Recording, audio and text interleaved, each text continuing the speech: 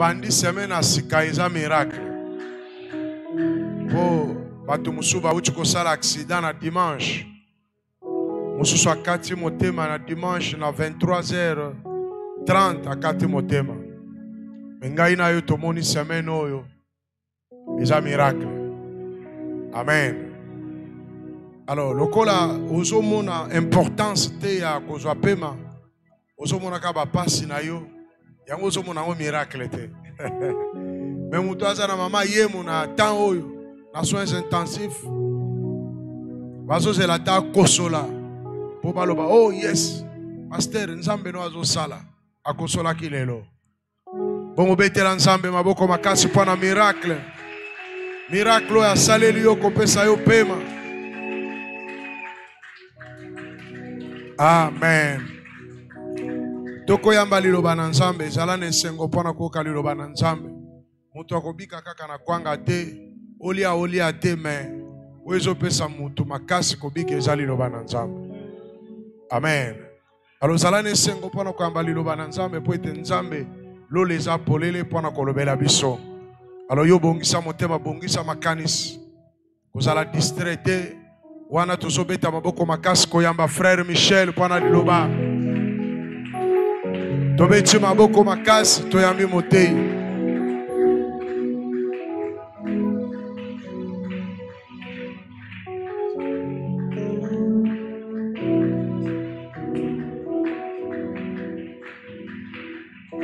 Betela Yesu maboko makasi.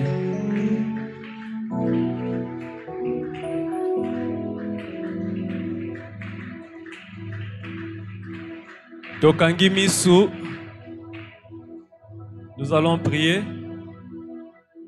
Éternel Dieu des armées, nous te disons merci parce que tu es Dieu. Nous bénissons ta présence au milieu de nous. Nous laissons cet instant entre tes mains parce que nous savons que tu es Alpha et Oméga. Tu as promis que tu seras avec nous tous les jours jusqu'à la fin du monde. Voilà pourquoi, Seigneur, nous désirons et nous soupirons nous approcher de toi pour t'écouter. Comme nous allons t'écouter ce soir, Seigneur, je prie que tu puisses transformer l'entendement de notre intelligence, que tu puisses transformer notre façon de penser et que tu puisses transformer, Seigneur, notre façon de vivre, afin que nous puissions être conformes à ton Fils Jésus-Christ qui est notre modèle. Seigneur, laisse que cette parole puisse apporter un renouveau dans la vie de quelqu'un ce soir. Laisse que cette parole puisse apporter une nouvelle marche dans la vie de mon frère et de ma sœur. Laisse que cette parole puisse apporter la vie et que tout ce qui était ténèbres puisse prendre fuite au nom de Jésus. Merci Seigneur de pouvoir nous orienter du début jusqu'à la fin. Merci de disposer nos cœurs afin que tout soit pour ta gloire. C'est en ton nom Jésus que nous avons ainsi prié et nous disons tous Amen. Amen. Applaudissons pour le Seigneur. Nous pouvons prendre place. Alléluia. Alléluia. Est-ce que vous êtes dans la joie? On dirait que c'est le frère Jonathan seul qui est dans la joie ce soir. Est-ce que vous êtes dans la joie?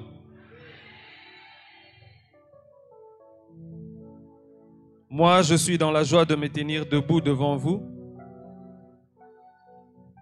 Et je bénis le Seigneur de me retrouver encore ici ce soir.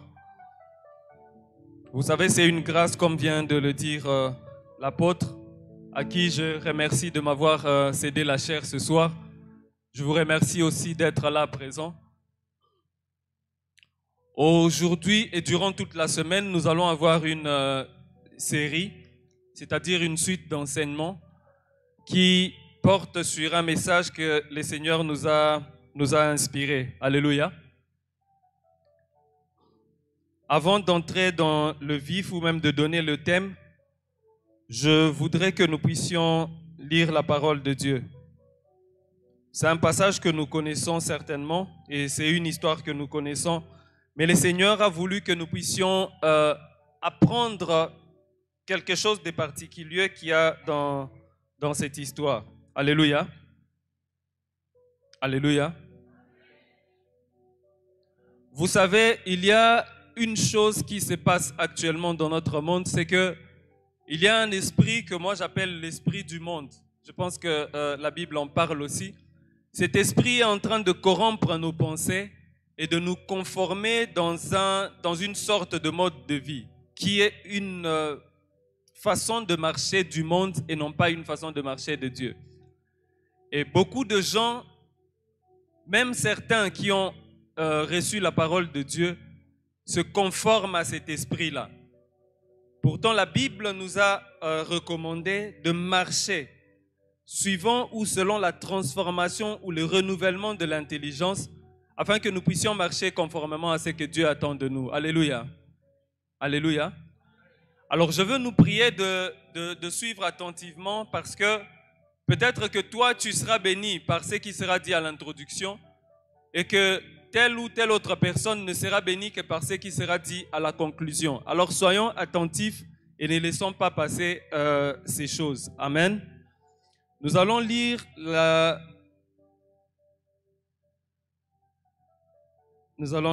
Bible dans Genèse chapitre 12.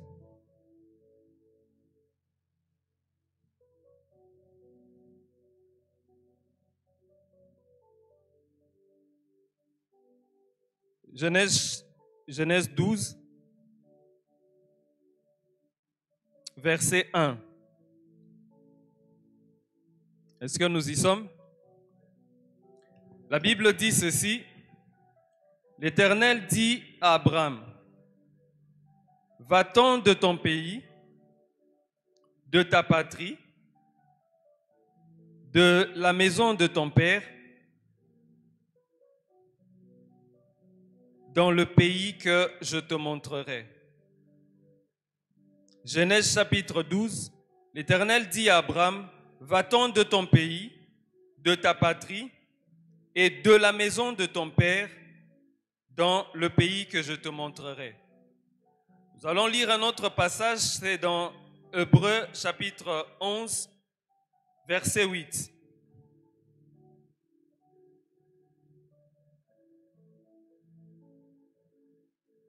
Hébreux chapitre 11, verset 8. Hébreux, c'est juste avant Jacques. Chapitre 11, verset 8.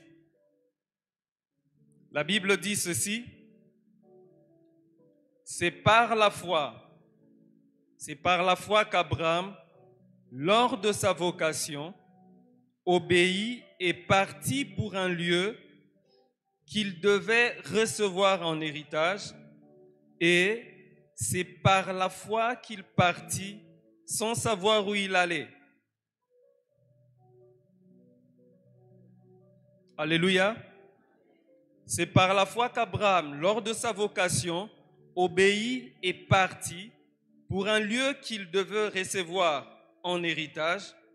Et c'est toujours par la foi qu'il partit sans savoir où il allait. Nous pouvons fermer nos Bibles et avancer. Je disais tout à l'heure que le monde marchait selon un esprit. Pourtant, nous qui sommes enfants de Dieu, nous devons marcher selon l'Esprit Saint. Et ici, dans cette histoire, nous voyons Abraham. C'est une histoire que nous connaissons. Nous l'avons peut-être déjà entendue et il y a beaucoup de gens qui la connaissent certainement. Mais ce que je voudrais évoquer ce soir, ou la partie que je voudrais que nous puissions comprendre, c'est son appel, l'appel d'Abraham. Lorsque Dieu choisit une personne, c'est Dieu qui sait pourquoi il a choisi cette personne. Alléluia. Lorsque Dieu choisit la personne, il veut conduire cette personne dans la direction que Dieu connaît et dans la direction que Dieu s'est choisie. Et Dieu veut que cette personne-là puisse être assez disponible, disposée, pour que Dieu et cette personne puissent marcher ensemble, qu'ils puissent avoir une histoire, que Dieu et cette personne-là puissent avoir une histoire. C'est ce que certaines personnes parlent de, c'est à ce moment-là que certaines personnes parlent de une intimité en fait, que cette personne-là crée une intimité avec Dieu qui lui servira de gage et de témoignage. Alléluia. Et lorsque la personne se rend disponible et que la personne accepte de marcher avec Dieu, on dira que cette personne-là a fait foi en Dieu. Alléluia. Et ici, nous voyons Abraham. La Bible dit que Dieu vient vers Abraham et il lui dit de partir de son pays, de partir de sa patrie et de quitter la maison de son père pour qu'il aille dans un pays que Dieu le montrerait. Ce n'est pas que Dieu lui avait déjà montré un pays, l'endroit où il irait, mais Dieu lui dit de partir de la maison de son père pour un endroit que Dieu lui montrera éventuellement. Alléluia. Nous qui sommes allés à l'école, nous qui avons appris comment planifier les choses, nous qui avons appris comment prendre des risques et comment fuir les risques, ça c'est surtout pour les gens qui font les commerces et les affaires, c'est que avant même de lancer un pas, la personne doit calculer ses dépenses, la personne doit évaluer les risques qu'elle est en train de courir et c'est seulement après ça que la personne peut se lancer dans cette histoire-là, dans cette affaire-là. Mais ça, ce n'est pas la manière de Dieu d'agir. Alléluia. Ça, ce n'est pas la manière de Dieu d'agir. Dieu a un plan. Et le plan de Dieu ne se limite pas seulement à nos vies. Parce que nos vies sont des petits fragments, en fait, dans l'histoire du temps. Nos vies sont des petits fragments dans l'histoire du monde. Mais lorsque Dieu nous choisit, lorsque Dieu choisit une personne, c'est parce que Dieu veut placer cette personne-là dans le plan, le grand plan que Dieu a. Il veut placer cette personne-là dans un espace bien donné, bien déterminé, dans un temps bien déterminé pour que la personne puisse faire quelque chose que Dieu sait et que Dieu attend de lui. Mais maintenant, ce que Dieu attend, comme je venais de le dire tout à l'heure, c'est la disposition et la disponibilité. Alléluia. Le thème de ce soir, c'est « Tu dois quitter la maison de ton père ». Lorsque le Saint-Esprit m'a donné ce message, je me suis dit « Ah, ok, d'accord, je vais en parler le dimanche ou… Non, je vais en parler le jeudi. Non, je vais en parler le dimanche. » Je commençais à réfléchir dans ce sens-là. Et le Seigneur m'a dit « Tu ne vas pas en parler le dimanche ou le jeudi, tu vas en parler tous les jours. » Parce que c'est un long message. Je dis « Ok, bon, moi je vais intituler ça « Quitte la maison de ton père ». Et lorsque les frères du média m'ont appelé pour me demander c'est quoi le thème, le Saint-Esprit me dit « Ne mets pas de l'eau ou n'étiole pas ce que moi je t'ai dit. » C'est une instance, ce n'est pas une recommandation, mais c'est un impératif. Tu dois quitter la maison de ton père. C'est là que je me suis dit, ok, il faut que je prie pour ceci. Pour que je comprenne ce que Dieu veut nous dire exactement. Alléluia. Et lorsque j'étais en train de prier, le Seigneur me révèle en fait que lorsqu'il a appelé Abraham, la Bible nous montre des étapes en fait ou des zones que Abraham devait quitter. Dieu lui demande de quitter d'abord son pays. Dieu lui demande de quitter sa patrie. Ensuite, Dieu lui demande de quitter la maison de son père. Si je dois réfléchir de manière sémantique, donc par rapport au concept et aux mots, lorsque nous voyons un pays, c'est très grand. Donc Abraham devait quitter Charan dans certaines versions de la Bible. Lorsque nous entendons qu'Abraham devait quitter sa patrie, on comprend qu'Abraham devait quitter, les gens qui parlaient la même langue que lui.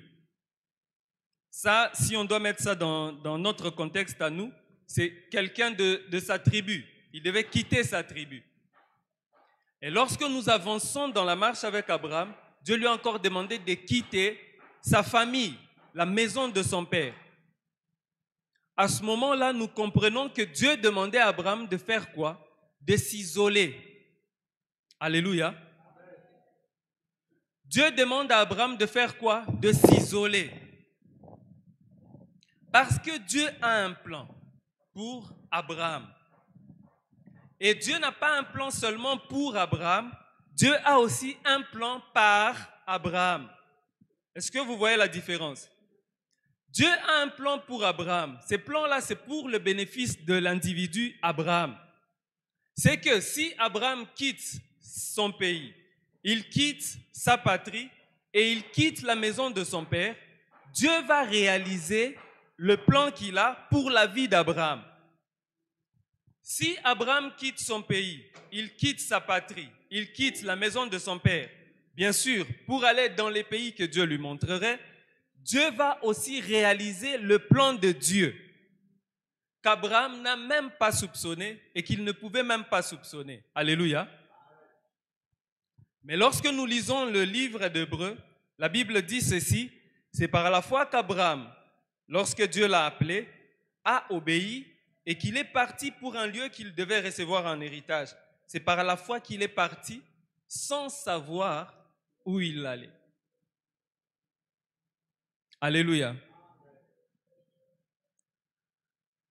J'ai discuté avec un frère qui est ministre, pas ministre politique, il est ministre de Dieu, et on parlait de la foi. Il m'a demandé ce que je pensais de la foi.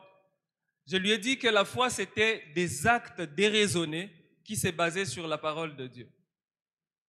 Et que la foi, c'était des actes réfléchis qui se basaient sur la parole de Dieu. Mais ce raisonnement-là, quand je parle de déraisonné, c'est en fonction du monde. Et réfléchi, c'est en fonction des risques que la personne est en train de prendre, mais il les prend quand même. Alléluia. Maintenant, la question que le Saint-Esprit te pose, c'est où est le niveau de ta foi? En d'autres termes, combien tu sais prendre des risques ou combien tu es prêt à prendre des risques pour ce que Dieu te dit, pour ce que Dieu t'a dit. Je vais vous scandaliser, mais la chose n'est pas sûre. Rien ne nous dit que ce que Dieu nous a dit va arriver. Et très souvent d'ailleurs, ce que Dieu dit ne semble pas que ça peut arriver. Mais Dieu le dit pour tester notre foi, pour éprouver notre foi, comme il a dit avec Israël, et pour nous qualifier. Alléluia. Dieu dit à Abraham, tu dois quitter la maison de ton père. Dieu a un grand plan. Je dis que le plan par rapport à Abraham, c'était bénir Abraham, certainement. Nous avions eu le thème ici pendant l'année dernière où on parlait de « Je rendrai ton nom grand », la décennie passée d'ailleurs. « Je rendrai ton nom grand ». Ça, c'est le plan que Dieu avait par rapport à Abraham. Et le plan que Dieu avait pour lui-même, c'était de se créer un peuple. Parce que Dieu s'est retrouvé sans peuple sur terre. Alléluia. Toute l'humanité adorait des divinités qui étaient autres que Dieu à cette époque-là. Alors Dieu a voulu se créer un peuple. Et comme un peuple commence par un individu, Dieu est venu vers Abraham et il lui a dit de quitter tout ce qu'il y avait et tout ce qu'il avait pour que Dieu fasse de lui les débuts de son peuple. Dieu voulait se faire un peuple qui était différent de tous les peuples qu'il y avait sur terre. Et il a montré à Abraham pendant une vision. Il y a quelque chose que j'ai beaucoup apprécié dans Genèse chapitre 12. C'est un passage que je recommande vivement de lire, le chapitre 12 en particulier, pour ceux qui aiment lire la Bible. Dans le chapitre 12, la Bible dit à un niveau que Abraham a commencé à marcher et il est parti. Et à un moment, en fait, lorsqu'Abraham marchait, Dieu lui donne une vision. Et dans la vision que Dieu lui donne, il lui montre comment sera grand sa descendance. Comment Dieu voulait que sa descendance soit grande. Et sa descendance s'étendait comme le sable de la mer. Alléluia. Alléluia. Je voudrais que nous soyons très attentifs. Sa descendance, dans la vision, il a vu que c'était grand comme, aussi grand que les grains de sable. Et il a encore vu que c'était aussi étincelant que les étoiles du ciel. Alléluia. Ce qui fait deux éléments très particuliers. Et c'était le caractère du peuple que Dieu voulait se créer. Il a voulu se créer un peuple de manière physique, de manière physique, de manière de la chair, c'est le peuple d'Israël qui ont été représentés par ces sables de la mer. Mais Dieu a aussi voulu se créer un peuple particulier qui sera brillant, qui sera différent, qui sera étincelant. Et ce peuple, c'est nous qui sommes chrétiens, qui sommes des nations différentes. Alléluia. Et Abraham, Dieu a voulu faire de lui un précurseur. Dieu a voulu faire de lui un pionnier. Dieu a voulu le rendre différent. Amen. Mais pour qu'Abraham soit différent, cela ne devrait pas résulter du hasard. Il fallait qu'Abraham quitte sa nation, qu'il quitte son pays et qu'il quitte la maison de son père. Maintenant, la question que j'ai posée au Saint-Esprit, c'est pourquoi est-ce que nous devons quitter notre pays? Pourquoi quitter notre nation? Pourquoi quitter la maison de son père? Le Saint-Esprit nous répond en me disant que la maison de ton père, c'est l'endroit où tu as reçu les instructions et les informations. C'est l'endroit duquel tu as reçu ton éducation. C'est l'endroit duquel tu as reçu les choses qui ont fait de toi ce que tu es aujourd'hui. Alléluia. Parce que nous sommes sans ignorer, la Bible le dit d'ailleurs, que la foi vient de ce qu'on entend. Et ce que nous entendons, c'est la parole de Christ. Mais celui qui n'entend pas la parole de Christ, qu'est-ce qu'il entend? Et quand bien même nous disons que nous entendons la parole de Christ, ce n'est pas la seule parole que nous entendons. Donc notre foi ne se bâtit pas seulement sur les paroles de Christ, mais elle se bâtit sur les choses que nous entendons, du moment que nous choisissons d'y donner foi, d'y faire foi. Qu'est-ce que je suis en train de vouloir dire? C'est que lorsque nous marchons, lorsque nous avançons, lorsque nous évoluons dans notre croissance, nous sommes les résultats de toutes les informations que nous avons entendues. Mais maintenant, le choix nous est donné de croire telle information et de réfuter telle autre information. Alléluia. Alléluia.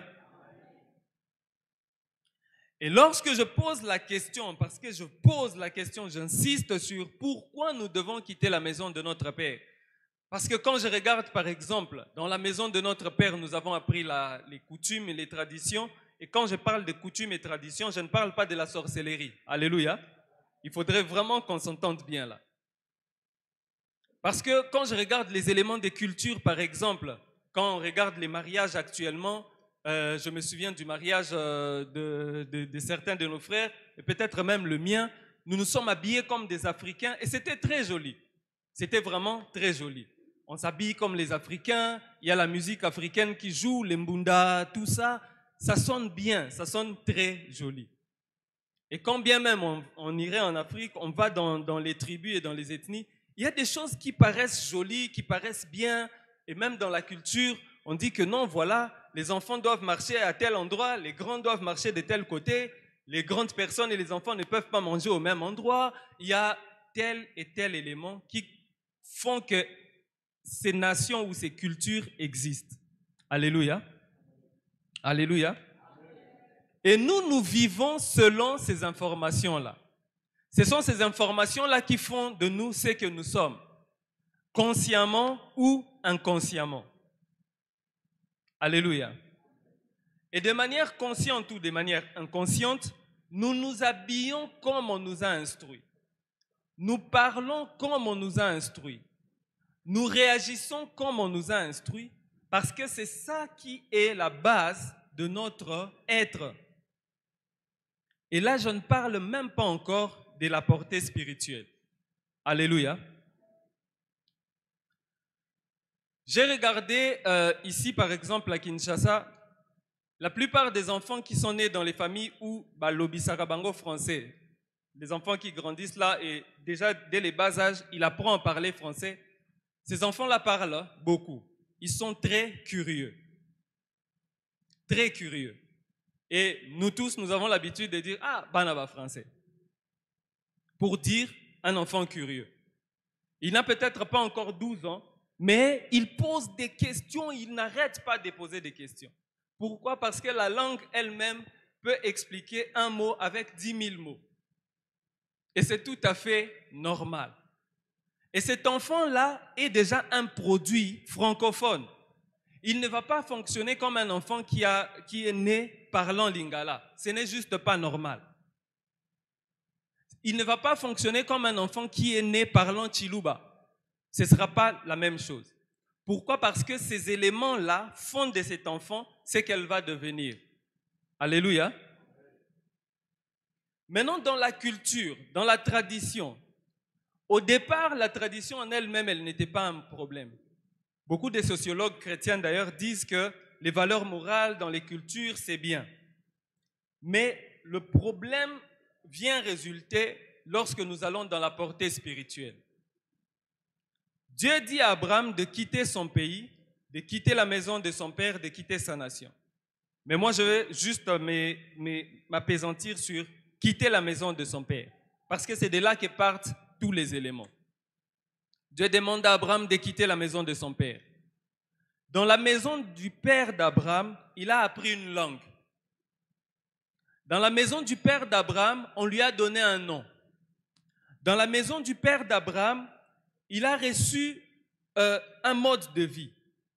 Dans la maison du père d'Abraham, Abraham a reçu une morale, il a reçu des mœurs, il a reçu un système de valeurs en fait. En lingala, on dit « ayeko livi » en un mot. Il a appris à devenir ce qu'il était dans la maison de son père.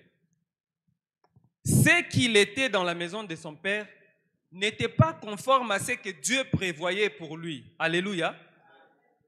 Parce que dans la maison du père d'Abraham, on a voulu faire d'Abraham l'héritier de son père.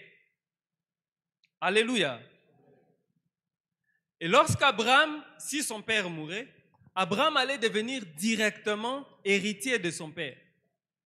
Donc, Abraham devait pérenniser la vie de son père. Alléluia.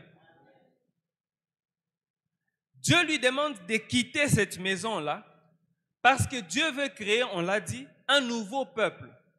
Un peuple qui ne ressemble à aucun autre peuple sur terre. Parce que Dieu a un plan pour Abraham.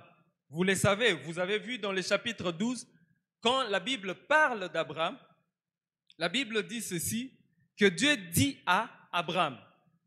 Ce nom-là, c'était un nom qui le qualifiait de quelqu'un qui n'aura pas d'enfant. Alléluia. Ça, c'est l'héritage de sa famille. Dans la famille d'Abraham, quand on l'a mise au monde, on lui a donné un nom. Lorsque j'ai étudié la philosophie bantou, on nous a dit que le nom désigne la personne. Le nom fait ou inculque une vie à la personne. Le nom affecte une vie à la personne. Lorsque, par exemple, on s'est dit, OK, on va donner à un enfant tous les noms du frère Jonathan, par exemple, c'est un peu comme qui dirait, on polycopie la vie du frère Jonathan, qu'on colle sur cet enfant-là. Lorsque je regarde la vie de Jaébet, la Bible dit que son nom lui-même voulait dire que c'est un malheureux. Et à lire comment Jaébet a pleuré sur son sort, j'imagine l'amertume et le malheur que cette personne vivait. Alléluia. Et c'est ça que Abraham a hérité dans la maison de son père. Il y a des gens qui sont nés, il est né au moment de la guerre. Et pour que les parents se rappellent de la guerre, ils se disent, OK, d'accord, cet enfant, on va l'appeler guerrier. Ne sachant pas qu'ils imposent les guerres à la vie de cet enfant-là. Les parents lui ont donné un nom, ils lui ont appris une langue et ils lui ont donné un mode de vie, pardon. Et Abraham a marché avec ça. Abraham a marché avec ça toute sa vie. Et ça a poussé la stérilité à coller la vie d'Abraham. Et lorsqu'Abraham va épouser Sarah, la Bible dit que lorsque deux personnes se sont mariées, ils deviennent un seul corps. Dans Corinthiens chapitre 15, la Bible parle de ces deux personnes deviennent un même corps. Lorsqu'Abraham et Sarah sont devenus un même corps, tous les deux se sont contaminés ce qu'ils avaient reçu de la maison de leur père. Alléluia. Est-ce que nous nous suivons jusque-là? Je n'ai pris qu'un seul élément, c'est son nom. Ce nom qu'il a reçu de la maison de son père, il a commencé à marcher avec. Mais j'aime ce que la Bible dit. La marche d'Abraham a été progressive. Plus il avançait, plus il apprenait à connaître Dieu. Et moins il apprenait à garder les choses de la maison de son père. Alléluia.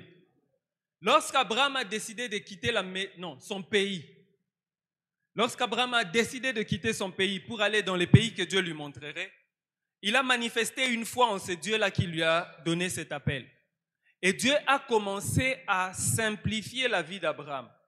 La Bible dit que Dieu l'a béni. Abraham a commencé à rencontrer des rois. Abraham a côtoyé des gens et sa vie allait croissante. J'ai aimé en un endroit, la Bible dit que Abraham a fait ses marches. La Bible n'a pas parlé de sa marche, mais il a dit de plusieurs marches. Et c'est seulement après que Dieu est venu revoir Abraham.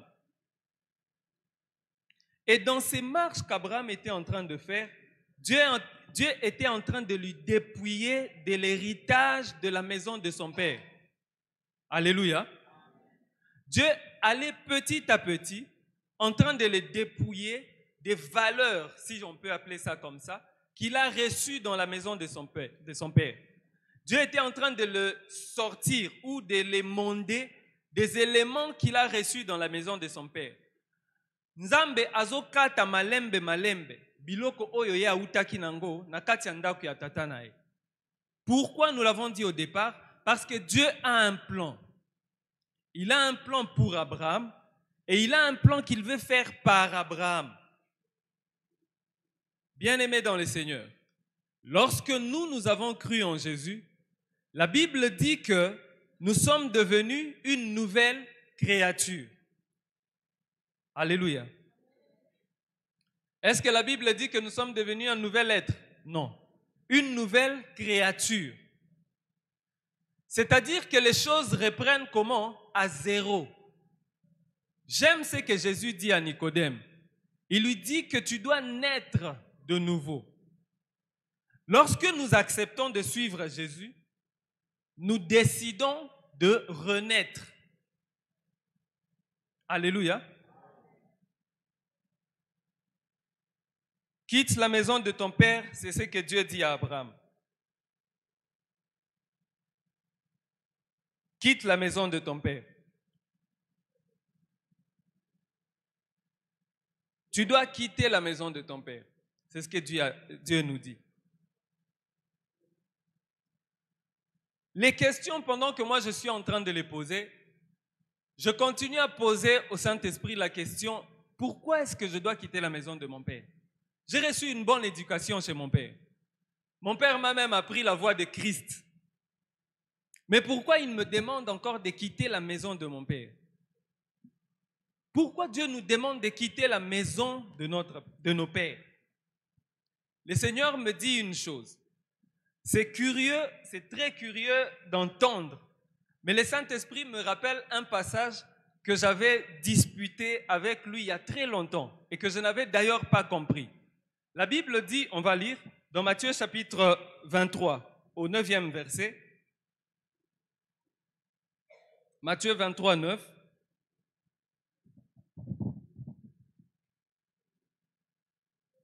Et la dispute que j'ai eue, elle était dans un contexte autre que celle que j'ai eue en réponse que le Saint-Esprit m'a donnée. Matthieu chapitre 23, au verset 9. La Bible dit ceci. Et n'appelez personne sur la terre votre Père, car un seul est votre Père, celui qui est dans les cieux. Alléluia.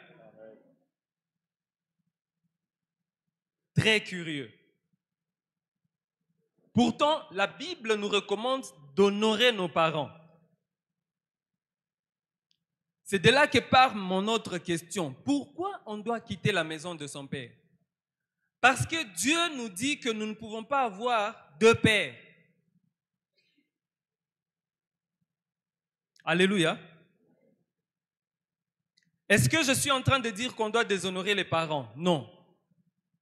Je m'explique. Il y a un frère qui me rapporte l'histoire d'un ami Ils ont longtemps vécu ensemble. Il a commencé à lui parler de la délivrance. Il lui a parlé de la délivrance. Il lui a parlé de la délivrance. Et le frère, il faisait vraiment impression que voilà, il priait vraiment. Mais écoutez comment fonctionnaient ces frères. Lorsqu'ils ont par exemple des problèmes à l'université, non, c'était une sœur. Lorsqu'elles avaient des problèmes à l'université, elle console son ami lui disant non, ça va aller, on doit prier, on doit vraiment prier, ça va aller. Dieu agit. Mais son Dieu agit, elle ne repose pas ça sur les paroles de Christ. Son Dieu agit, c'est parce que son père lui a promis de lui donner $200 et elle s'est dit, bon, moi je vais prendre 100 et je donnerai à mon ami $100. Dites-moi honnêtement, est-ce que la foi de cette sœur est basée sur les paroles de Christ? Alléluia. Elles sont basées sur les paroles de son père physique. La portée de ceci ne résulte pas sur les choses physiques. C'est que nos parents nous ont dit, les bonnes choses, gardons-les. Mais au-delà de ce que nos parents ont pu faire, au-delà de ce que nos pères peuvent faire, Dieu est. Dieu est capable de faire bien plus qu'eux. Voilà pourquoi nous devons reposer notre foi, non pas aux paroles des hommes, parce que la Bible dit d'ailleurs, malheur à l'homme qui se confie à l'homme, mais plutôt à Dieu. Pourquoi nous devons quitter la maison de nos pères? Parce que dans la maison de nos pères, nous n'avons pas appris seulement les choses divines. Nous avons aussi appris les coutumes et traditions. Quand bien même ils prient, mais ils nous ont appris même une partie des coutumes qui viennent de chez eux, de chez leurs parents aussi, parce qu'ils n'étaient pas déconnectés. Alléluia. Alléluia. Là, vous retrouvez au sein de l'Église, au sein d'une Église, des gens qui se réclament appartenir à leur famille. Ça, ce n'est pas normal. Parce que lorsque nous sommes venus ici, nous avons décidé d'accepter ou nous avons décidé d'appartenir à une nouvelle famille. Et cette famille-là, c'est la famille des enfants de Dieu. La famille des enfants de Dieu est régie par les coutumes de Dieu. C'est ce que même Israël n'avait pas compris. Lorsque Dieu a appelé Abraham, il ne l'a pas appelé pour les choses de la chair, mais il l'a appelé pour les choses de l'esprit. Et on a tué Jésus pour ça. Alléluia. Dieu veut que tu quittes la maison de ton père pour que tu entres dans ta destinée. Dieu veut que tu quittes la maison de ton père, que tu quittes les principes que tu as reçus, les principes qui sont limités, pour que tu entres dans la dimension illimitée des choses de Dieu. Alléluia. Nos parents nous ont peut-être appris à compter, à calculer et à prévoir. Dieu veut que nous puissions entrer dans l'imprévisible. Parce que Dieu est capable. Dieu est capable. Ceux qui sont au pouvoir politique aujourd'hui, ce sont des gens qui n'ont même peut-être jamais pensé être à la position où ils sont maintenant. Parce que Dieu sait faire les choses qui dépassent l'entendement des humains. Alléluia. Alléluia. Il dit, ne donne pas le titre de père à quiconque sur terre, sinon à celui qui est dans les ciels. Dieu veut que nous puissions lui remettre à sa place, pour que nous puissions quitter nos nations, nos familles qui sont petites, et que nous puissions entrer dans la vision du royaume. Regardez ce qui se passe. Vous avez des gens qui sont passés, qui ont suivi les enseignements sur la délivrance. Je prends l'exemple, les fondements. Nous sommes en train de donner ces enseignements avec vigueur et on insiste dessus. Et les gens suivent ces enseignements. Ensuite, ils passent à la prière. Mais une personne qui est déjà passée à la prière, figurez-vous que la personne continue encore à se dire que avant que je ne commence mon commerce, il faut que je donne l'argent à ma mère ou à mon père pour qu'il me donne la bénédiction. Il faut que je donne à mon oncle pour que mon oncle me donne sa bénédiction. Et moi, je me pose la question, est-ce que cette personne est déjà entrée dans la famille de Dieu ou elle est encore dans la maison de son père? Alléluia. Nous sommes tous là, réunis ici. Il y a des problèmes que nous voyons dans nos familles. Des problèmes criants. Il y a des problèmes, par exemple, de divorce. Il y a des problèmes, par exemple, de célibat prolongé, il y a certaines maladies qui nous caractérisent dans les familles, dans les maisons de nos pères, mais nous refusons de quitter ça. Pourquoi? Parce que dans notre tête, biso na famille na biso tozalaka bongo.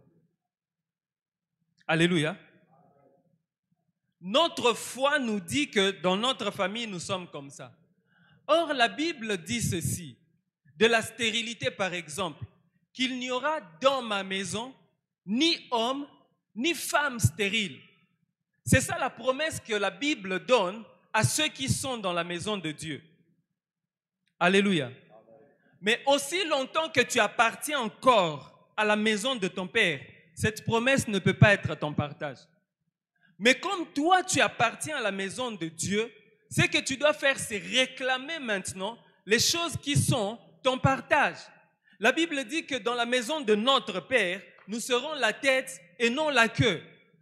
Maintenant, lorsque nous voyons que nous sommes la queue, ce que nous devons faire, c'est quoi? C'est réclamer notre héritage. Lorsque tu regardes, tu vois que dans ta famille, pour que Batubabo t'ezala capacité, lorsque tu remarques que dans ta famille, il y a des problèmes et des problèmes, il y a un problème de divorce, les gens ne font qu'accoucher dans la maison de votre père, les gens ne vont pas en mariage, il faut que tu te révoltes. Parce que toi, tu es de cette église qui prône les enseignements, qui est bâtie sur les enseignements bibliques et sur la délivrance. Tu ne peux plus appartenir à cette famille-là. Et nous avons vu des personnes ici, dans cette église, qui ont témoigné. Pourquoi vous savez qu'ils ont témoigné? Parce qu'ils ont décidé de ne plus appartenir à la maison de leur père et d'appartenir à cette église qui est une communauté chrétienne. Alléluia. Pose-toi la question, de qui suis-je fils? Parce que moi, personnellement, ma réponse c'est mon père spirituel. Il s'est déplacé. C'est lui mon père. Parce que c'est lui qui m'a introduit, c'est lui qui a décidé de m'introduire, c'est par lui que Dieu a décidé de m'introduire dans la famille des serviteurs de Dieu. Alléluia. Alléluia. Si tu décides de rester dans la maison de ton père, les bénédictions de la maison de Dieu, les bénédictions du royaume ne seront pas ton partage. Écoutez ce que Jésus dit dans Jean chapitre 1, je pense au verset 12. C'est un passage particulier que j'aime bien. Il dit que tous ceux qui ont reçu Jésus, il leur a donné le pouvoir de devenir enfants de Dieu. Alléluia. Lesquels sont nés ni de la volonté de l'homme, tout ça, mais de la volonté de Dieu. Maintenant, quand Dieu accouche un enfant, il a un plan pour cet enfant-là. Dieu a par exemple un plan pour le frère Jonathan de devenir prophète, par exemple. Mais lui refuse d'entrer dans la maison de son père parce que lui veut devenir commerçant. Pensez-vous que sa vie va aller facilement? Non. Mais quand bien même le frère Jonathan va décider d'entrer dans la maison de son père, sa vie ne sera toujours pas facile, mais elle sera compliquée en Christ dans la maison de son père. Et Dieu va lui donner des solutions. Alléluia. Décidons ou acceptons de vivre ce que nous sommes. Soit nous sommes chrétiens, soit nous ne le sommes pas. Il y a des choses qui, dans nos familles, passent encore, mais que la Bible interdit. Oui, nous sommes chrétiens. Nous disons que oui, voilà, moi je viens d'une famille chrétienne et tout. Je vous donne mon propre exemple. Moi, je viens d'une famille chrétienne. Mes parents étaient tous des serviteurs et fervents serviteurs. Notre maison, c'était comme un internat des serviteurs de Dieu. Je ne me souviens pas qu'on ait passé une semaine dans ma famille seule. Donc, parents, papa, maman et les enfants. Non, ça, je ne me souviens pas que ce soit arrivé. C'était très rare. C'était vraiment très rare. Parce que les serviteurs faisaient quoi? Ils défilaient. Mais dans la maison de mon père, on pouvait écouter de la musique profane et nous, on trouvait ça normal. Alors que nous-mêmes, on était comment? Des chrétiens. Alléluia. La Bible dit que la foi vient de ce qu'on entend. Et ce que nous, on entendait, c'était quoi? Les paroles du monde. Ça nous communiquait quoi? L'esprit du monde. Et lorsque moi, Dieu est venu me dire de quitter la maison de mon père, ce que ça voulait dire, c'est quoi? Ne copie pas ça. Alléluia. Est-ce qu'on n'était pas chrétien? On l'était. La Bible a parlé des marches d'Abraham. Et dans nos marches à nous, nous devons accepter de faire quoi? De nous dépouiller de tout ce qui n'honore pas Dieu. De quitter. Tu dois quitter les choses qui t'empêchent de décoller avec Dieu. Alléluia. Tu dois quitter les choses qui t'empêchent de progresser avec Dieu. Si tu veux voir la gloire de Dieu.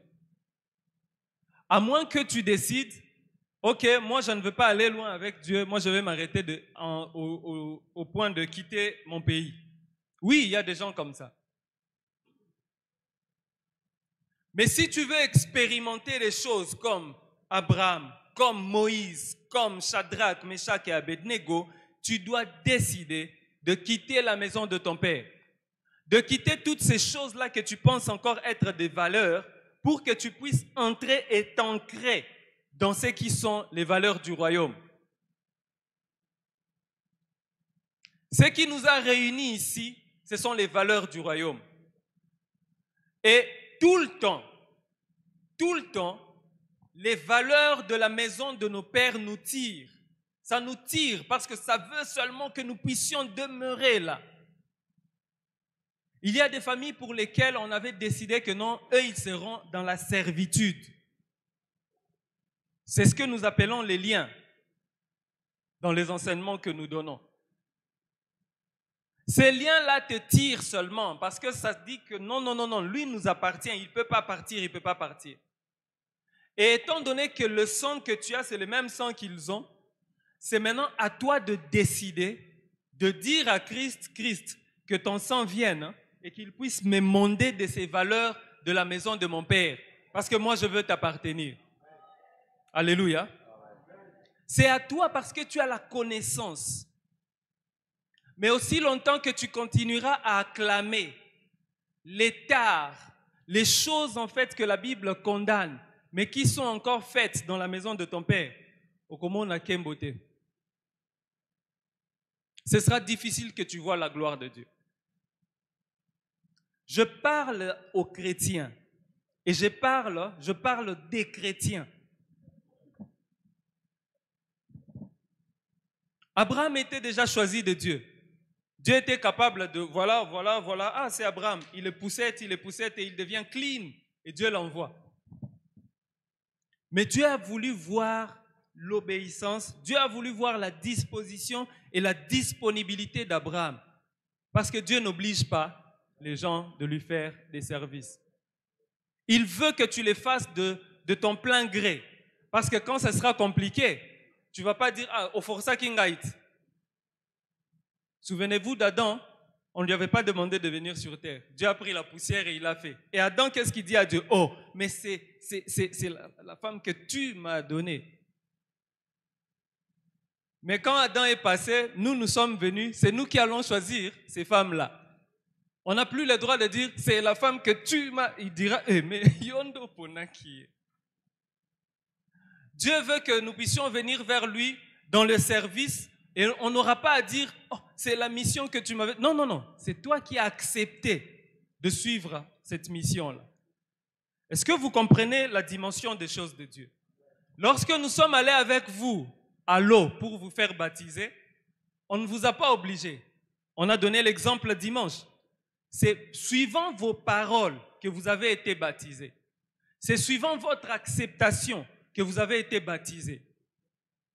Et lorsque Dieu vous appelle maintenant disant, ok, il faudrait que vous remplissiez le passage de Jean chapitre 1 verset 12, il faudrait que vous puissiez devenir des enfants de Dieu, il faudrait que vous puissiez vous conformer aux choses de la maison de Dieu. et non plus aux choses de la maison de vos pères terrestres. C'est ça l'explication de « N'appelez personne votre père, sinon celui qui est dans les cieux ». Alléluia. Je viens de le dire, moi j'ai mon père spirituel. Et ça ne gâche pas ce passage. Alléluia. Parce que ce passage veut simplement nous dire, monte un tout petit peu et arrête de voir simplement le plan que je suis en train de faire par toi. Et essaye de voir le plan que je fais avec toi, au-delà du temps. Parce que nous allons passer. Mais imaginez-vous que Abraham est passé. Mais à cause de sa foi, la Bible déclare que ces gens-là, nous continuons encore à parler d'eux. Parce qu'ils ont décidé de faire quoi? De se séparer de la maison de leur père. Si je demande à une personne aléatoire dans cette salle, est-ce qu'il y a des problèmes dans ta famille? Bon, quand je parle de la famille, c'est le père terrestre. Dans la maison de ton père terrestre, cite-moi quelques problèmes que tu connais. Il va commencer à citer. Ils ne vont pas manquer un problème de santé parce que nous sommes majoritairement africains, oui. Il ne va pas manquer un problème de santé, une maladie qui caractérise leur famille. Ils ne vont pas manquer un problème social, soit c'est la pauvreté, soit c'est le mariage, soit c'est les naissances. Il ne va pas manquer ces choses. Il ne va pas manquer la querelle. Oh non, tata mwasiona noko bayo kanakate. Imaginez-vous bayo kanakate pona nini. Akendaka kopesa embo tete mukola utaka na poto. Dans nos familles, il y a ces choses-là. Vous savez pourquoi? Parce que nos familles ont été bâties sur un socle de la sorcellerie. Alléluia. Maintenant, lorsque Dieu vient te demander de quitter la maison de ton père, il veut simplement te dire, kata ba lien nyonso oezo kangayo dans quoi? Dans la sorcellerie. Je ne vais pas vous demander de vous lever parce que quand nous entrons dans les cures d'âme, moi je n'ai même pas besoin d'aller à ce point-là parce que je sais que beaucoup ça nango. Alléluia. Alléluia. C'est ce qui caractérise notre pays. Et quand je parle de notre pays, je ne parle pas de la RDC, je parle des Africains. La sorcellerie. Et quand Dieu nous demande de quitter notre pays, c'est quitter les valeurs de la sorcellerie, les caractères de la sorcellerie. Maintenant, vous êtes passé à la délivrance, vous avez appris, vous avez reçu les enseignements. Les traits spirituels ont fait quoi? Ils sont tombés, c'est un trait. Les traits spirituels sont tombés, mais il reste les traits de caractère. Vous avez quitté le pays, c'est bien. Vous avez quitté la patrie, c'est bien. Quittez la maison de votre père. Vous aviez l'habitude de voir, par exemple, votre père tonner quand il y avait un problème. Et vous avez adopté ça. Et vous partez avec partout où vous êtes. Ou vous aviez appris à voir votre père ne rien dire. Un père faible qui regarde les enfants. Et vous partez avec ça. Vous pensez que c'est une valeur. Ah, d'ailleurs, mon père était sage, il ne parlait pas. Pourtant, c'est quoi? C'est une façon de tuer la famille. Et vous copiez ça. Ce que je suis en train de vouloir demander, c'est quoi? C'est de quitter, couper le pont, couper les liens qui vous unissent, qui vous rattachent, qui vous tirent encore dans les valeurs de la sorcellerie de la maison de votre père. Jacob est en train de fuir avec sa famille. Mais regardez ce que la femme qu'il aime a appris. Elle prend les objets de la maison de son père. Naebite soki boyebi ko sambela bikeko ndenge ezalaka. Banani basi basambela bikeko ou bien bazalaka ko sambela kala. Bon, banani bauta na catholique, banani basambela na catholique. OK, tout ça est belé. Vous savez ce qu'il y a comme avantage en fait dans ces choses-là, c'est quoi? Un avantage physique. C'est que tu vois ce que tu pries. Alléluia. Ça renforce ta foi. Alléluia. Il faut qu'on soit honnête. Quand tu vois ce que tu pries, ça renforce ta foi. Imaginez-vous qu'on dise, OK, on va se réunir ici, on va appeler Dieu. On prie, on prie, on prie, on prie, on prie, on ne voit rien. Qui va dire que Dieu est descendu? Alléluia. Qui va croire que Dieu est descendu? Très peu de gens, ou même personne. Un autre exemple. On s'est dit, ok, il y a le frère John qui est malade. On lui dit, voilà, le frère John passe devant. Dieu est parmi nous. Dieu va le guérir. Allez, prions. La prière du juste a une grande efficace. On prie, il n'est pas guéri. Qu'est-ce qu'on va penser? Que Dieu n'a pas agi. Dieu n'était pas là. Maintenant, quelqu'un qui est habitué à voir sa divinité en face, non, non, non, on va quitter là-bas, on va fuir. Il faut tout laisser. Elle va se dire, ah, quand on priait ça, les béliers, les brebis, la semence était bonne. Au cas où, hein, si ça ne marche pas, si les dieux de mon mari ne marchent pas, je vais faire quoi? Je vais recourir à ça. Maintenant, Dieu nous demande de ne pas avoir des plans B. C'est un peu comme quand quelqu'un se marie. D'habitude, on dit ici, donc la personne n'a plus de place là-bas. Même, elle n'a plus de place là-bas. C'est ce qui est arrivé quand nous avons dit, au Tiki Satana, oui, j'abandonne le diable. Je ne veux plus retourner dans le monde. Ah, ok. Je ne veux plus retourner dans la maison de mon père. Parce que Dieu veut faire quelque chose de particulier avec toi. Vous savez ce que moi j'ai remarqué dans cette église, c'est quoi? C'est que Dieu veut que tu puisses comprendre. Non, d'abord que tu puisses connaître la délivrance, c'est quoi? Quand tu connais la délivrance, c'est quoi? Que tu puisses comprendre la délivrance, c'est quoi? Ce que Dieu a fait avec Abraham, c'est simplement le délivrer de la maison de son père pour faire quoi? Le livrer à la maison de Dieu. Parce que quand on délivre quelqu'un, c'est pour l'emmener où? Dans la liberté, non? On t'ôte de la prison pour faire quoi? Pour t'emmener dans la liberté. Alors Dieu prend Abraham de la maison de son père pour aller le greffer où? Dans la maison de Dieu. Et figurez-vous qu'Abraham qui était mort comme tout le monde, Jésus parle d'Abraham déjà au ciel. Est-ce que vous pouvez vous imaginer cette chose? Parce que le pauvre Lazare a vu Abraham au ciel. Imaginez-vous ces choses. Pourquoi? Parce qu'il a seulement décidé, ok, à partir d'aujourd'hui, moi je pars. Mais est-ce que tout s'est fait en un jour? Non. Il quitte la maison de son père, non, il quitte d'abord sa nation, son pays, et il viendra quitter la maison de son père. Et lorsqu'il quitte la maison de son père, Dieu fait quoi? Dieu les démarque. Regardez le choix de la personne qui était restée collée aux choses de la maison de son père. Son choix, c'était quoi? Quand il se retrouve là, il dit à l'autre, ok, toi tu choisis, ce que tu vas laisser, c'est ce que moi je vais prendre. La Bible dit que l'autre a regardé la vallée, ses yeux, Misuyabomoto, ses yeux physiques, ont vu que la vallée était florissante. Il dit, ok, moi je vais là-bas. Et Abraham a regardé avec les yeux spirituels, parce qu'il avait déjà quitté ces choses-là. Il savait qu'avec le Dieu que lui s'est choisi, même le roc le plus dur peut lui donner quelque chose. Cette maison-là que toi tu as décidé d'adopter. Et c'est cette maison-là que toi tu as décidé d'embrasser. Mais il s'est fait que, sans ta volonté, les choses de la maison de ton père te tirent. Et par habitude, tu rejoins la maison de ton père.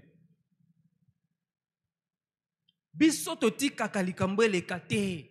Biso toti kakalikambo lekate. Otumo li biso. Ok. Mais dans la maison de mon père, la Bible dit, je donne là-bas. Ça, c'est dans la maison de notre père. Alléluia. C'est compliqué, hein? C'est compliqué. Il faut être honnête, hein? C'est compliqué. Mon frère, c'est à vous que je pose la question. C'est compliqué, hein?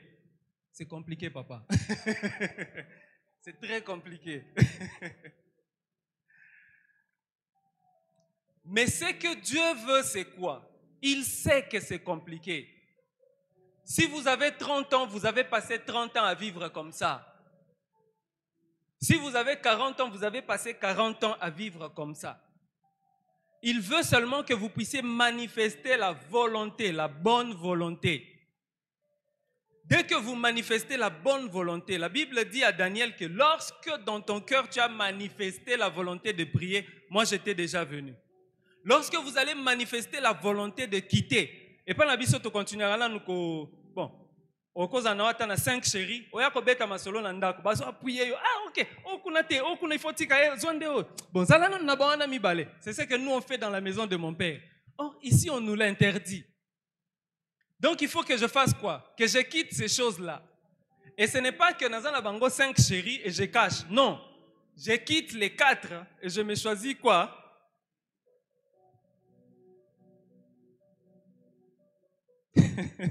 Tu vois que c'est compliqué. Hein?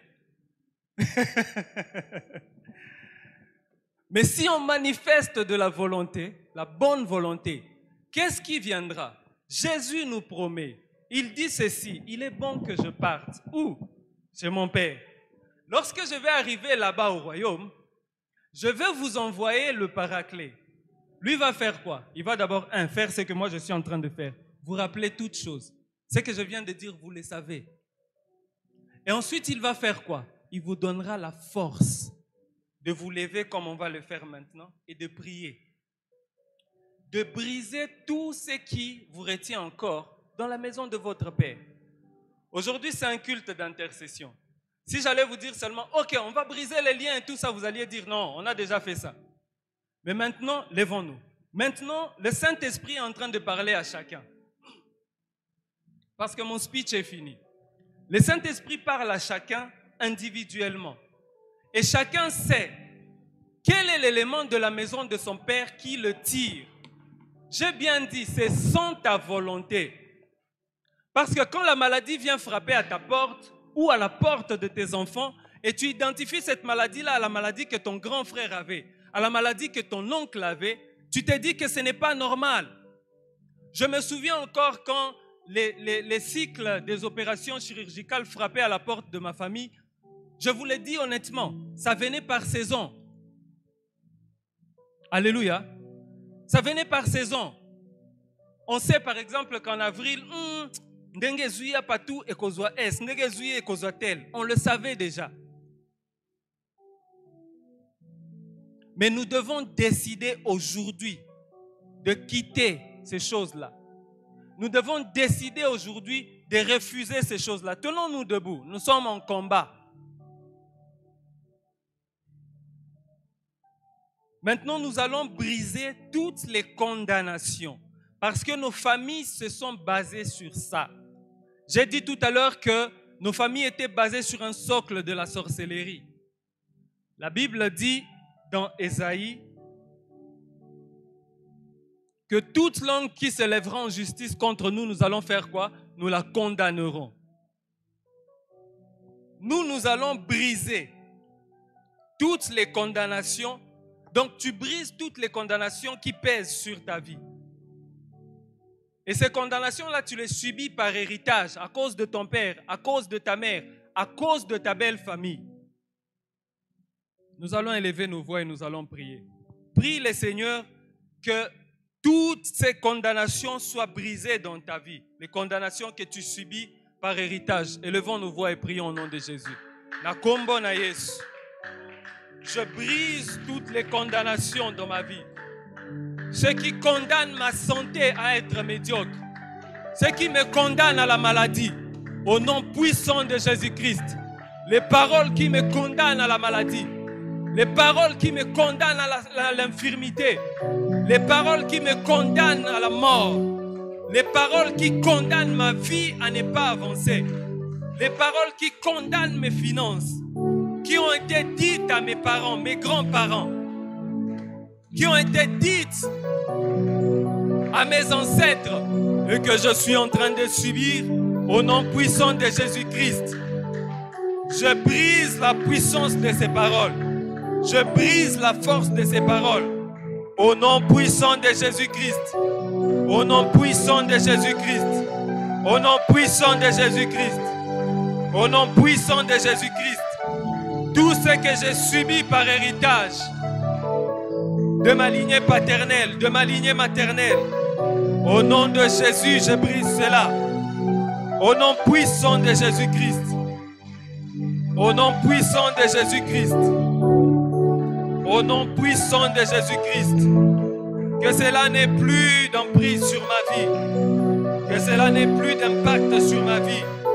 Au nom puissant de Jésus-Christ. Toi, condamnation. Toi qui m'obliges à passer par la chirurgie. Toi qui m'obliges à passer par le divorce. Toi qui m'obliges à passer par l'inceste. Toi qui m'obliges à passer par toutes ces formes de mauvais esprits. Au nom de Jésus, je brise ta force. Au nom puissant de Jésus-Christ. Au nom puissant de Jésus-Christ. Au nom puissant de Jésus-Christ. Au nom puissant de Jésus-Christ.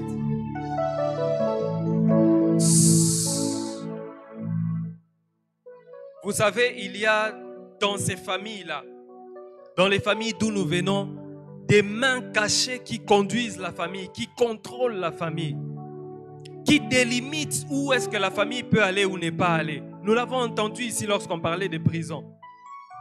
Nous allons maintenant paralyser toutes les décisions qui sont prises contre notre progrès, les décisions qui sont prises contre ton élévation, qui sont prises contre ton travail, contre tes études, toutes les décisions qui sont prises contre ton mariage, dans le monde des ténèbres, par les sorciers, par les féticheurs, les occultistes, de ta lignée paternelle, de ta lignée maternelle, de ton quartier où tu es originaire, de la commune ou de la ville d'où tu es originaire, nous allons paralyser ces décisions-là et briser leur force au nom puissant de Jésus-Christ.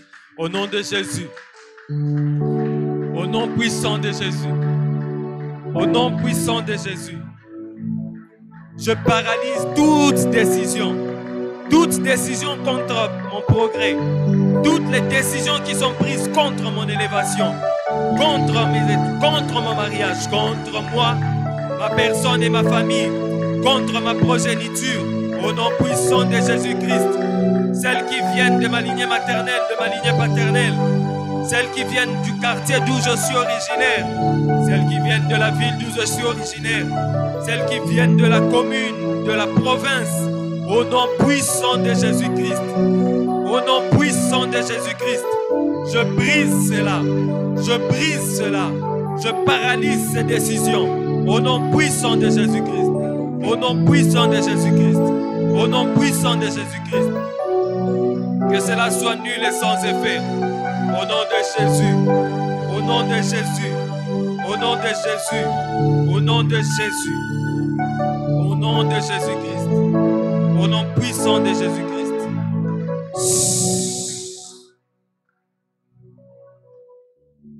Maintenant, tu vas déclarer que tout ce qui troublait tes parents, tout ce qui troublait tes grands-parents, tes arrière-grands-parents, tout ce qui trouble tes frères, tes sœurs, que cela cesse maintenant de te troubler au nom de Jésus. Parce que la Bible dit ceci. Dans Actes des Apôtres, Dieu dit par le Saint-Esprit à Paul que tu n'auras pas à craindre. Car lui-même, il va le protéger. Il a dit que personne ne mettra sa main sur Paul. Et cette promesse est valable pour toi parce que tu appartiens au royaume de Dieu. Comme tu appartiens au royaume de Dieu, tout ce qui a troublé tes parents, tout ce qui a troublé ta mère, ton père, cela ne doit pas te troubler. Et cela n'est pas ton héritage. Élève ta voix et prie au nom de Jésus. Déclare-le. Tout ce qui a troublé mes parents, tout ce qui a troublé mon père, tout ce qui a troublé ma mère, que ce soit les maladies héréditaires, que ce soit la situation sociale, que ce soit les maladies, que ce soit les problèmes, que ce soit les disputes, que ce soit les limitations, au nom puissant de Jésus-Christ, je vous donne maintenant l'ordre de cesser de me troubler, de cesser de troubler mon foyer, de cesser de troubler mon épouse, de cesser de troubler mon avenir, au nom puissant de Jésus-Christ, au nom puissant de Jésus-Christ, au nom puissant de Jésus-Christ. Vous n'avez plus le pouvoir de troubler ma famille, de troubler ma vie, de me troubler personnellement, au nom de Jésus, au nom de Jésus, au nom de Jésus, au nom puissant de Jésus-Christ, au nom puissant de Jésus-Christ, au nom puissant de Jésus, au nom puissant de Jésus, Au nom de Jésus. Au nom puissant de Jésus-Christ. Au nom de Jésus. Au nom de Jésus.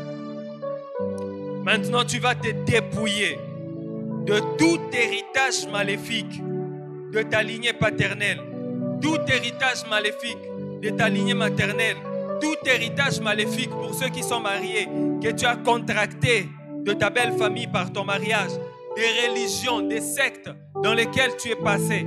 Tu vas détruire et te dépouiller de cela au nom puissant de Jésus-Christ. Au nom de Jésus, je me dépouille de tout héritage maléfique que j'ai hérité de ma lignée paternelle, de ma lignée maternelle.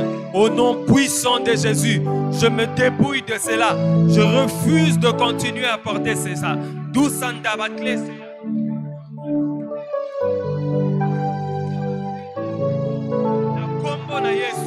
Tout héritage maléfique, au nom de Jésus, que ce soit les habitudes, que ce soit les modes de vie, que ce soit les mœurs, au nom puissant de Jésus-Christ, je me dépouille de cela. Je me dépouille de cela. Je me dépouille de cela. Au nom puissant de Jésus. Tout héritage spirituel réservé aux chefs coutumiers, aux princes et aux princesses et aux héritiers des trônes, je me dépouille de cela. Au nom puissant de Jésus-Christ. Que ce soit les valeurs qui sont associées à mon nom, les valeurs qui sont associées au nom que je porte, je me dépouille de cela. Au nom puissant de Jésus-Christ. Au nom puissant de Jésus-Christ. Parce que j'appartiens à Dieu. Ramba le Sodessé. Tu vas déclarer que tu appartiens maintenant à Christ. Et que tout ce qui t'est lié à la maison de ton Père, tout ce qui est maléfique qui t'est lié à la maison de ton Père, n'a plus de pouvoir sur ta vie. C'est toi qui connais ces choses-là. Je voudrais que tu les cites. Tout ce qui t'est lié, par exemple, à la débauche, tout ce qui t'est lié à l'ivrognerie. L'ivrognerie, ce n'est pas seulement prendre de l'alcool et commencer à tituber. C'est cette envie-là de cet alcool-là. Tout ce qui t'est lié à ça, tu vas déclarer, parce que dans la maison de ton Père, dans le royaume, on t'a interdit cela. Parce que tu es un sacrificateur. Alléluia. Tu vas déclarer que tu te déconnectes de cela parce que tu appartiens à Christ. Ça, ce n'est pas une prière. C'est une déclaration que tu fais à ton âme. C'est une déclaration que tu fais à ton esprit. C'est une déclaration que tu fais à ta chair. Que ton corps entier sache que Makoloe, Yoza ya Yesu. Okokende susu bitambola tambola te boite eza esika na yo te. Mutu Yoza ya Yesu. Okotosa susu bitosa tosa te parce que yo ndimi koyanda Yesu. Matoi na ngai. Yoza ya Yesu, déclare-le. Okoyoka lisusu koyoka yoka te parce que tu appartiens à Christ. Élève ta voix et déclare-le à ton corps. Ba hormone na ngai. Bino boza ya Yesu. Bokotosa lisusu ba loi ya famille te. Bokotosa lisusu ba loi ya libota ya tata to pe ya mama na ngai te. Bokotosa lisusu ba loi ya libota ya belle famille na ngai te. Poete bozali ya Yesu. Motema na ngai. Yo zali ya Yesu. Okotosa lisusu maloba ya batu te. Okotosa lisusu esprit ya mokili te. Okolanda lisusu biloko ya mokili te. Parce que tu es à Dieu. Tu es à Jésus. Mon corps, tu es à Christ. Mon âme, tu es à Christ. Mon esprit, tu es à Christ. Maintenant, je t'amène à la captivité de l'obéissance à Christ. Parce que tu appartiens à Christ. Tu lui dois honneur. Dans ta marche, tu lui dois honneur. Dans tout ce que tu fais, tu dois honneur à Christ.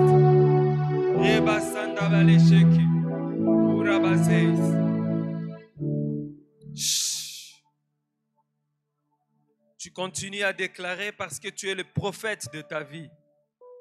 Je pensais que tu dirais Amen.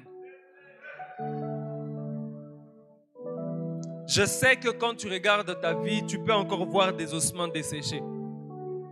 Il se peut que tu vois les ossements desséchés, peut-être au niveau de la santé, au niveau de la situation sociale, au niveau peut-être de tes finances. Peut-être que tu n'as pas encore atteint ce que tu espères. Et maintenant, tu vas déclarer à ta propre vie qu'aucun de tes bénéfices ne disparaîtra cette année.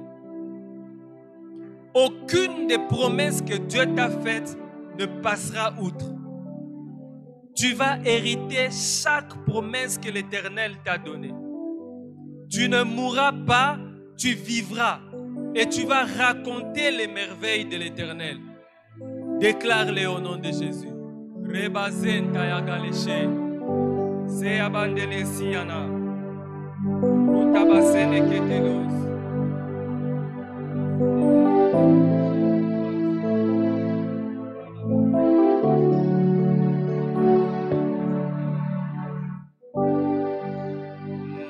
Nabila, Nabila, Nabila senzela na yo, bonde yo kolonanga. Yesu nakotala, natala, natala, sekulu sunayo kolo, yonde elikiananga. Nabila, Nabila, Nabila, senzela. Orabasene kanteleche. Toutes tes promesses, Seigneur, je veux les saisir cette année. Et rien de ce qui est à moi ne disparaîtra. Mabele yoka, opepe yoka, nazali mwana na nzambe. Bilaka nyonso oyo nzambe apesaki ngai ekokokisama na mbula oyo nyonso nzambe alakaki ngai ekokokisama po ete oyo ye alobaka ezali oui et amen. Rebale sainte.